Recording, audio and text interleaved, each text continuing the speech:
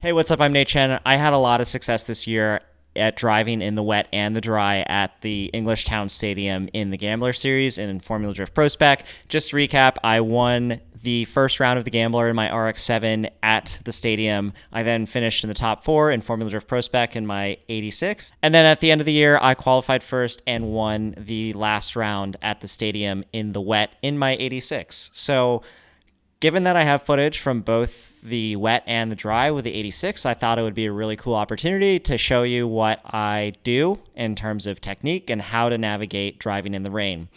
So as we all know, racing in the rain is one of the most difficult things that there is.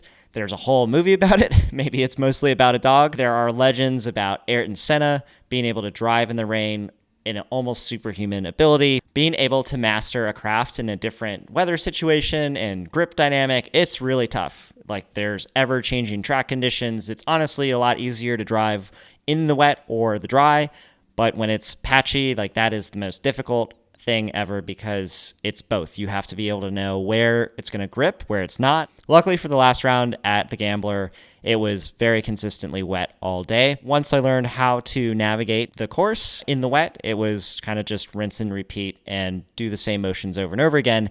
But the funny thing is, like, looking at the footage, you don't see a whole lot of difference in technique from the wet to the dry. I'm very consistent in both conditions in where I'm placing the car, what I'm doing with my feet and my hands. It's just a matter of how much input, how much force I'm doing it in the dry versus the wet. So let's just jump into it real quick by going and starting with the dry condition first. This is a lead run from a top 32 battle in Formula Drift Pro Spec, probably one of the best lead runs that I've done at this course ever. So we're going to pay attention to throttle input, steering input, and what I am doing to place the car all in the right boxes. So here we go. We're going to come out of the chute, second, third, fourth, and then I do the same flick initiation every single time. Grab the e-brake to check speed, get right back on throttle at the beginning of the zone. When I transition here, also check up on the e-brake just to make sure I don't fly into the wall. And then right here, I am just throttling throughout the entire zone 2, and then flooring it to hit that inner clip, and then getting back on throttle after a little bit of an e-brake check into the last turn. So if you notice, the way I use the e-brake is very specific. It's a short amount of jab to set the car up correctly before I get back on throttle. So what using the e-brake, the way I use it, does for the car is it actually lifts the back end up, and that maximizes the stroke coming back down on the compression on the shock, which I use Fortune Pro 2-way coilovers, great shocks. They have worked phenomenally. But when you do that, it does a nice balancing effect to the car and maximizes the amount of grip and the squat that you get because you are raising it up, putting it back down. And you're not going to be able to do that without making the car as tall as possible at the split second before you get back on throttle.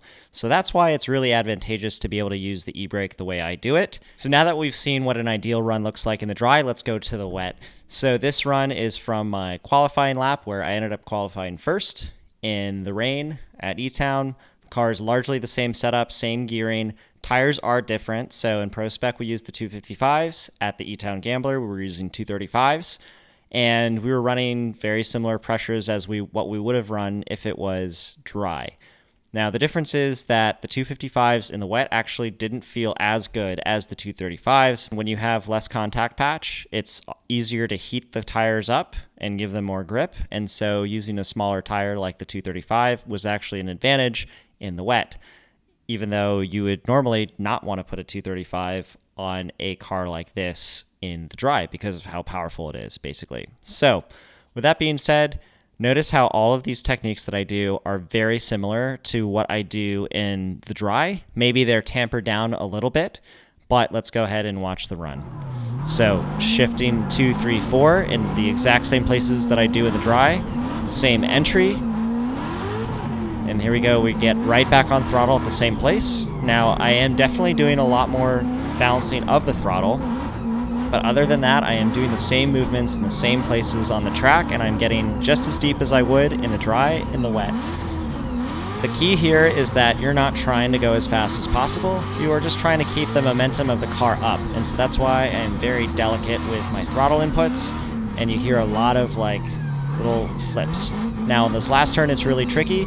There's almost no grip in there, and so at the very end of it, I am using very minimal throttle input in order to just glide the car through the last turn, because it's a really easy point to be able to spin out.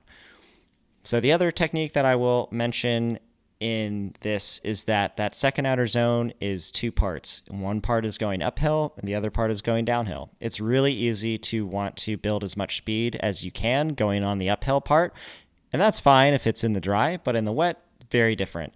If you're doing that and you carry too much speed on the uphill, when you go downhill, all of that speed works against you, and then it is very easy to loop the car around. Drifting in general is not about driving as fast as possible through the corner. Drifting is about being as precise as possible through the corner. And for a lot of Formula Drift tracks, that means you're actually going to be the slowest car if you're doing it correctly. Maybe not the slowest, but if you were the fastest car out there, that means you're probably cutting your line in some places compared to others who may be going the same vehicle speed or maybe even a faster vehicle speed, but they're on the outer edge the entire time. So I really hope you enjoyed the differences between driving in the rain versus driving in the dry. It's really fun to analyze footage of myself, my competitors, and I do this every single round. I think a lot of people in Formula Drift do this. Maybe it's not as talked about, but I don't know. You tell me. I'll see you next time.